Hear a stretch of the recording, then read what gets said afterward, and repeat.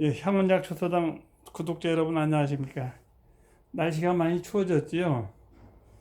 그 햇빛이 좋고 그래가지고 저 밖에 그 목련 꽁무리를 이렇게 이제 촬영하러 나갔었는데 그, 그 요것은 이제 제가 자른 게 아니고 여기 제가 자른 게 아니고 그 아파트에서 이제 수목 관리하는 분들이 가지가 늘어져서 이런 게 가지치기를 해놔서 옆에다 이제 싸놨더라고.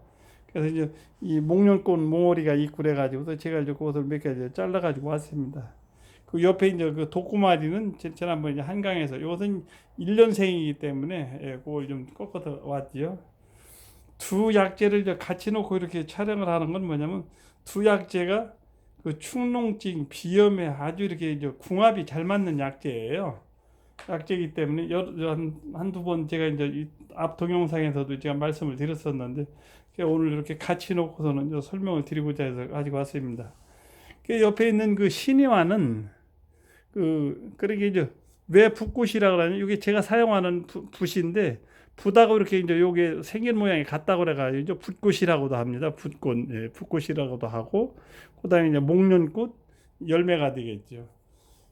목련꽃이 이제 이른 봄에 피는데 이 꽃머리는 겨울 동안에 이렇게 해서 그 이제 모진 그 바람, 눈비를 이게 다 맞고 견뎠다가 이제 이른 봄에 그 이제 꽃이 피는 그런 특이한 저 꽃입니다.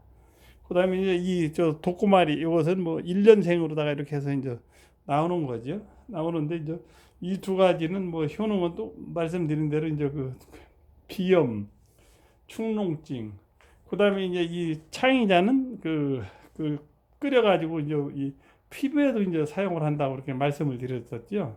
드렸었는데 이 두 약재를 이제 비염이나 이제 축농증에 있을 때는 이 붓꽃이 이제 신이와는 요 나무를 쓰는 건 아니고 여기 이제 요 노란 부분이 있죠. 요것을 이렇게 따가지고서 요것만 이제 쓰는 거죠. 이렇게 해서요.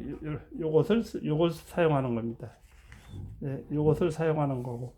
요 창의자 독고마리는 이 가시가 있죠. 이렇게 가시가 있는데 이게 이제 그 후라이팬에다가 이걸 좀 열을 가해서 태우면은 요 가시가 이렇게 탑니다. 타면 요 안에 이렇게 이제 몸통이라고 할까 요것만 남는데 이제 그것을 해서 이제 검정 것을 털어내고서는 같이 이제 그 분말을 하는 거죠. 분말을 하는데 여기에도 이제 뭐 한 두 가지 약재는 더 들어갑니다. 이제 박하가 들어가고 그 백지라는 그 약재가 들어가는데 그걸 해서 네 가지를 이렇게 이제 분말을 해서 쓰면은 아주 축농증이 오래된 축농증 뭐 아주 고질적인 이렇게 고생을 하는 축농증에도 아주 효과가 아주 탁월한 효과를 가지고 있습니다.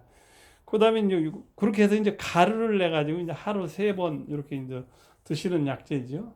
드시는 약재인데 예, 그렇게 드시고 또 이 독구마리는 이제 피부에 이렇게 쓴다 그러죠. 피부에요.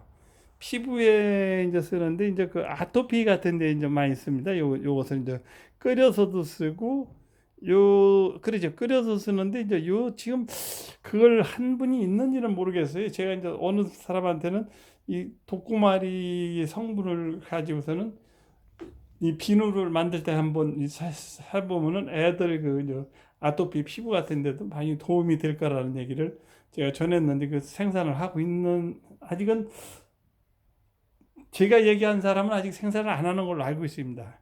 이제 그렇게 이제 사용을 하는 겁니다. 사용을 하는 건데 이렇게 약재를 이렇게 보면은 서로가 이렇게 궁합이 맞고 이제 이렇게 저 화합이 이제 잘 되는 약재들이 많이 있죠. 잘 되는 약재가 많이 있고 요것은 이제 가루를 분말해서 이제 치료를 할 때는 이제 그렇게 하는 거고 그다음에 이제 달여서 먹을 때도 이 가시는 제거를 하라고 되어 있습니다.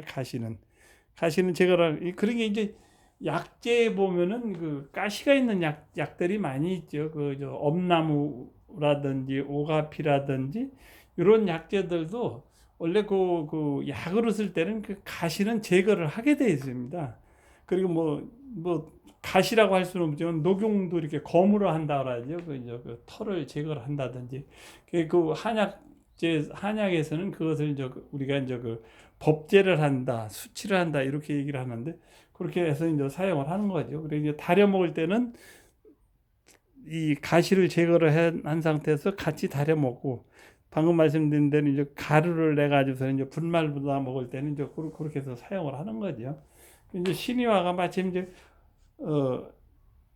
이렇게 저 가지치기를 하는 것이 있어가지고 이렇게 이제 실내에서 이렇게 이제 찍게 됐습니다. 신이화와 독고마리, 이제 신이화와 이제 창의자를 이렇게 여러분께 이제 보여드리고 있습니다.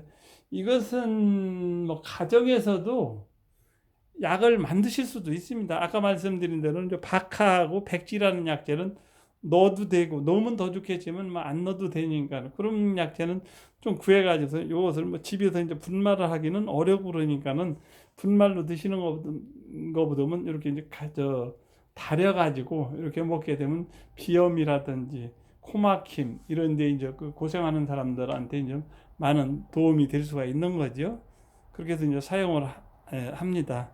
예, 참 신화도 보면 참 독특한 약재죠. 신화 약재인데 뭐 얼마 전에 어느 뭐 그 어디에 기사를 봤더니 뭐 신이화가 뭐 독성이 있다 그러는데, 그렇게 이제 물론 그 식물이라든지 살아있는 그 저 생물에는 약간 이제 자기 보호를 하기 위해서 이제 독성이 있는데, 그게 큰 뭐 그 사람을 이제 몸을 해칠 정도의 그런 독성이 있는 건 아닙니다. 그 독성이 있다라면 끓여서는 먹지만은, 독성이 있다라면 그것을 가루를 내 가지고 직접 먹을 수는 없습니다. 예, 그 소량이라고 하더라도. 그러니까 그것은 안심하시고 이렇게 드셔도 됩니다. 예, 오늘 그 신이화, 이제 목련꽃의 열매, 이제 붓꽃, 이제 붓과 같이 이렇게 생겼다고 해서 이제 붓꽃이라고 한다 그랬죠. 붓꽃과 그 독고마리, 이제 창의자에 대해서 설명을 드렸습니다. 향원약초소당 호원이었습니다. 감사합니다.